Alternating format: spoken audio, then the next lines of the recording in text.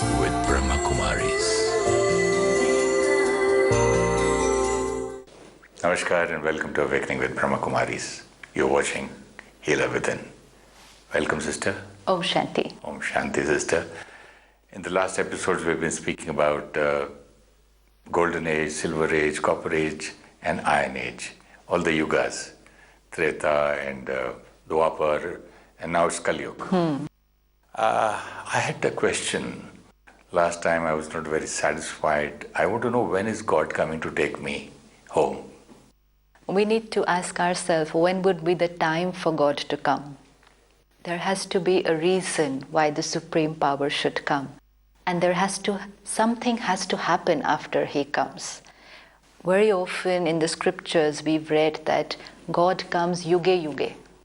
Yuge yuge means every yug, at the transformation of one age to the next, that is from golden to silver, silver to copper, copper to iron. So in the scriptures it's written God comes yuge yuge, which means every yuga God has to descend. When a powerhouse will descend, something should happen. And which means when the powerhouse descends and the battery, the souls, connect to the powerhouse, the souls will get charged. And which means they will be better than what they were before. So if God comes at the end of Golden Age, then Silver Age should be better than the Golden Age. Or if He comes in the end of Silver Age or in the end of Copper Age, especially for Dwapar Yuga, for Copper Age, when the search for God began. So it said God came in the Copper Age. If God comes in the Copper Age, then the age or the period which should come after that should be better, because this powerhouse has come, the Supreme Power has come. Yeah, but now you told me that it's deteriorating. We know it is deteriorating, no? From silver to copper. From golden to silver, then to copper, and after copper, iron. So yuge yuge. It's not possible. Maybe the yuga is full. One yuga. One cycle. Yeah, see? One cycle. That is why we say that by the time the information passes, it is true, but it gets a little distorted. So all these yugas joined together is one yuga. So yuge yuge means? So we call it one cycle. Okay. One kalpa. So when would God come? Because God is called the creator. And when we said God is the creator, we thought He created souls. He creates this world. He creates nature. He creates destiny. Destiny. But God doesn't create souls, because souls are eternal. They're neither created nor destroyed. God doesn't create nature. It's eternal. Then why is God called the creator? God is called the creator because when we are absolutely depleted, nature is depleted, and complete humanity, society at large is depleted, God comes and recreates them, which means re-energizes them and creates the new world. Doesn't create the world, but creates that new way of living, and that's why He's called the creator. So God has to come every time we are going to shift from night to morning. Night to morning, okay. Because every time, when will I connect my battery to the supply? When it is depleted. And once I connect it to the supply, the battery has to be better than what it was before. It can't happen I connect the battery to the supply and it's discharged more than what it was discharged before I connected it. So when God comes and souls will connect to Him, they will get charged and society will be better than what it is before He descends.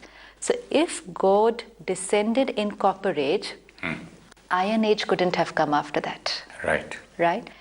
Iron Age we have depleted like this completely. It's just like when you said last time that if God is within me, then at least something should be seen. Absolutely. At least my radiance. Yes. At least my aura. Right. My behavior.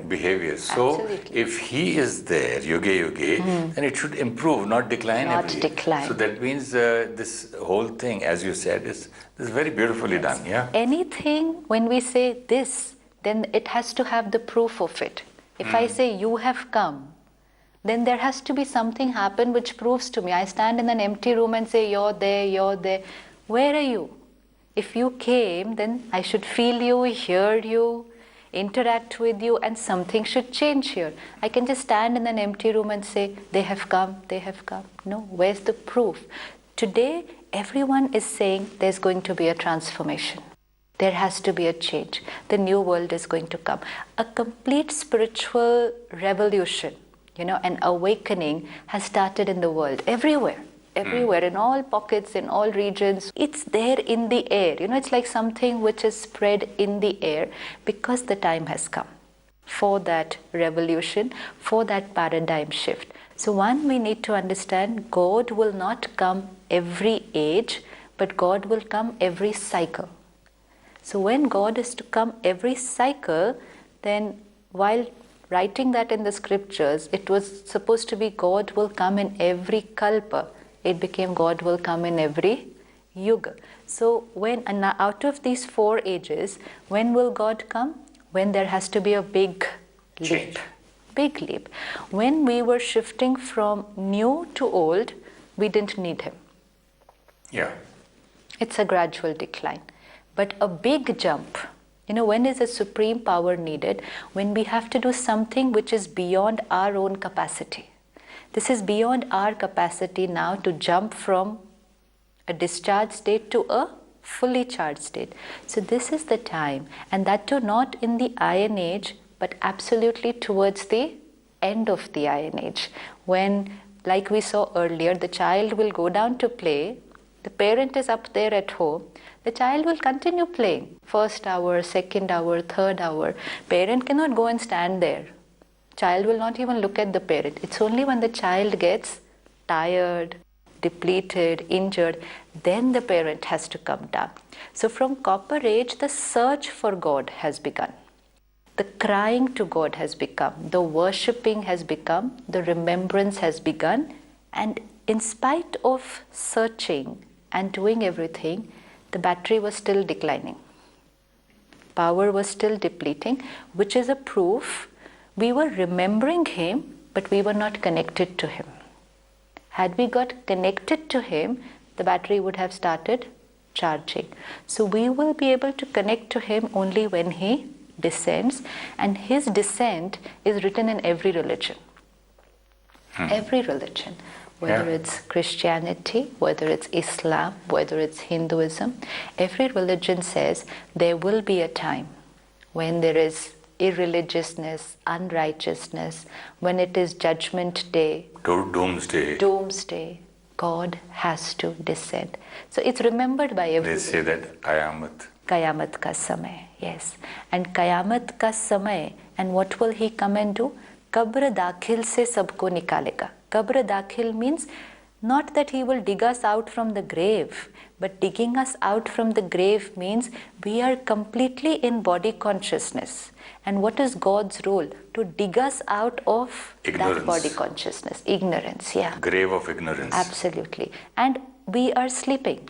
So he has darkness. So that's why it says from ignorance to light. From darkness to light. That's the meaning of Guru. Gu and Ru. Remover of the darkness. Absolutely. So we call even that person, we start calling him God. Right. Yeah. Yeah, because he's showing the path. Absolutely. He's showing you the light, the torch in the darkness. And we saw earlier anybody who would do an act which was similar to the act of God, we started giving them the title or the status of God, because we said they are God for me. Anyone who will give me wisdom, anybody who will take me towards light, they are God for me. Makes a lot of sense. That is how all these deities, our forefathers, yes, from Satyug, right, we have started believing them as God. Absolutely. We have started believing them as God. Right, because they have that purity which we are not finding in ourselves today. So anyone who's higher than us, and because they were completely pure souls, they were actually second to God, just second. So it's like they had lot of qualities. And they were highest in their qualities. So if I cannot connect to the highest, at least I'll try and connect to the second highest, third, fourth. That's what we were doing. We couldn't connect to the supreme power. Then we made the symbol of the supreme power. What attracts us towards them? Because our own originality, yes, our own real self attracts. See, because I am also like that. Yes, and not only that. Now we understand I am that. See, I am like that, nahi. I am that. So I, the soul, will have a faint memory. Why are we attracted towards that deity? original self. You Of mean that original self. That original self, the Yes, soul. soul. So I am soul. Purity, power, that I, one. the soul. See, excuse me, I can't go forward because I am thinking I am that means I am God. I'm not God. I So am. that here means, as you say, is the soul, the purity, love and knowledge, etc. Completely pure. Not So I am that, the pure. I'm that, the completely pure soul. Journey came from the soul world. Again, let's look at the journey. Came from the soul world, completely pure. Took the first body, completely pure. Whatever the soul has experienced, it will be here. Like we came from the soul world 5,000 years back, because we saw every yuga was 1250. So 1250, 4 yugs, 5,000. We came from the soul world 5,000 years ago, and even today there is a faint Memory. Even today when we are in pain, we look up. When we are kind of fed up of this life, we'll say, now enough. I want mukti. I want to get out of this cycle. I want to go up. What is there up? Don't know. Home. There's a faint, see, anything that I've experienced, and this is something which every soul remembers, because every soul has come from the soul world. So every soul will do Look like up. this. Our Father who art there. We'll never say our Father who is here. Our Father which art in heaven. Yeah. Is there. In Hindi we say Upar wala. Param Dham. Param Dham. Upar wala jane. Upar wala matlab upar jo rehta hai, the one who stays above. So what is above? That faint memory is there in every soul. These two memories are there in every soul. God is a point of light just like me, and God and me both stayed above. This impression, this mark is there in every soul, because every soul came from the soul world. Every soul came from the soul world. The impression of the 4 yugas will not be in every soul, because every soul has not gone through the 4 yugas. As we saw, population will start very, very small in the golden age. God reveals this to us now, that the beginning of golden age starts with a population of 9 lakh. Towards the end of the golden age, approximately 2 crore. Towards the end of Treta Yuga, approximately 33 crore. Today, 7.5 crore. Now, where were all these souls in the meantime? When souls were coming in the golden age and in the silver age, many souls were still in Paramdham. Population statistics says just before independence, that's around 1900, the population of the world is 100 crore. This is the population statistics that's available, that in the year, around the year 1900, late 1800 or 1900, the population of the world is 100 crore. And which means in around 100 years, 110 years, we have shifted from 100 crore to 700 crore. That means 600 crore souls have come only in this last 100 years. And for the remaining 4,900 years, they have stayed up. Population has big time increased only in this Only last in 100. India it's 100 crores probably. Now today is 100 crores, yes. But otherwise all over the world it was 100 crores. This was about 100 years back. 100 years back. Statistics, that's available. Of course, approximately what it would be. And but what does Raj Yoga say that it should be? about 100 crores only? God reveals 9 lakh to begin Satyug, 2 crores towards the end of Satyug, and 33 crores towards the end of Treta Yuga. Now, if I, the soul, started my journey from the beginning of Satyug, then I would have a impression here. So I understand by what you say now is that every soul is not there in Satyuga and every yuga. Some come even now only for one. That's So why this population is still increasing. These actors are coming late in the screenplay. Yes. In the story, in the Yes. play, drama. Yes. Everyone will have a different role. Somebody comes from the beginning to end. Yes. Somebody joins in different yugas. Yes. I understand. Constantly. So you have to see home, stage, once on the stage, on the stage. So suppose you, the soul, suppose you came at the beginning of Golden Age. Once you come at the beginning of Golden Age, you cannot go back in between. So once you come here, if you take the first costume at the beginning of Golden Age, then you continue to leave, take another costume. Continuously, more souls are coming from home on this stage, and that's why population has never reduced. Population has only been gradually increasing, and in the last 100 years, very rapid increase. Very rapid increase. Now, if you, the soul, has come from the beginning of Golden Age, you have had all your experiences. Golden Age, you have experienced Silver Age, you have experienced Copper Age. You have seen how the first temples were built. You have experienced how we looked for God. You have seen Kali Yuga also. So now you, the soul here, this CD, it's like a CD. This CD has recording of all the 4 yugas. All the 4 yugas. The soul which will come in the Copper Age, but not see the Golden and the Silver Age, will not have impression of Golden and Silver Age. They will not have. Now here it does not mean that these are better souls or these are not. No. It's just souls with different roles. So this possibility of changing of stories and misunderstandings things can be possible for a person who comes in the 3rd yuga probably. Say for Copper, he doesn't know what was in Satyuga or whatever it was in the Treta.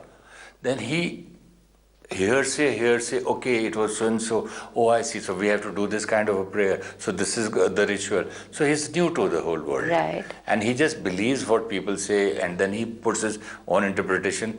That is why maybe, this is my point of view. Yeah, that is also, but also the souls who have crossed the Golden and Silver Age, see, memory will keep fading, na? If today, these people only will tell the newcomers, na? These people will tell the new souls. I know my forefathers. But do they remember accurately what they will tell? See, they first deteriorate the whole thing. Right. They make a different story, like a Chinese whisper, what you say. Then again, the other person. And the newcomers start believing, and in the head of those newcomers, they make another story. Absolutely. So it all goes on changing from A to Z, goes on. And that's Every why point of view. the meaning changes very big. Drastically sometimes. And that is why people have faith in wrong things also, which is not even like meaningless, like the other day we were speaking.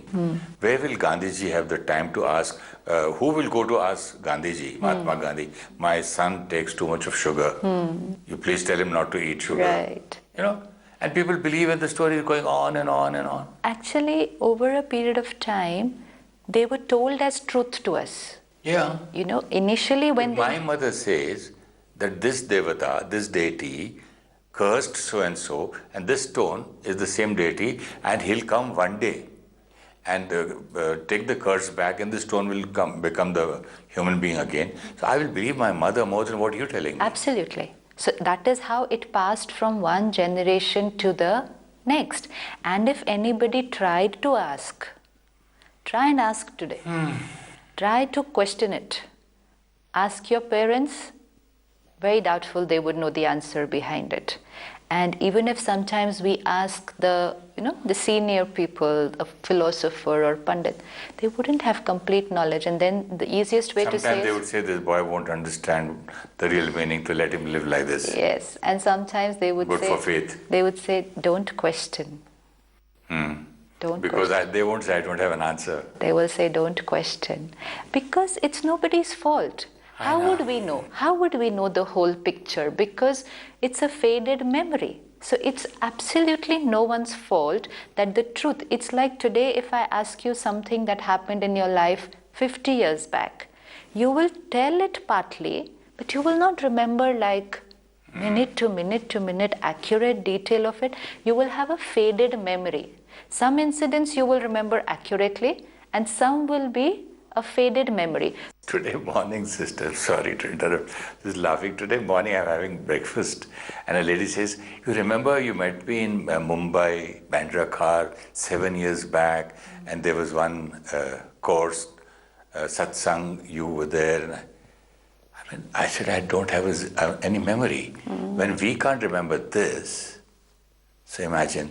And it's so sad that we are becoming weak and weak and weaker and weaker because we started believing in all those old beliefs.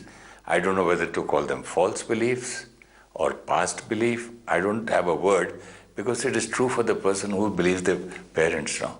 It is. Or the seniors or the gurus or the pandits. It is. Wear this ring and this will happen.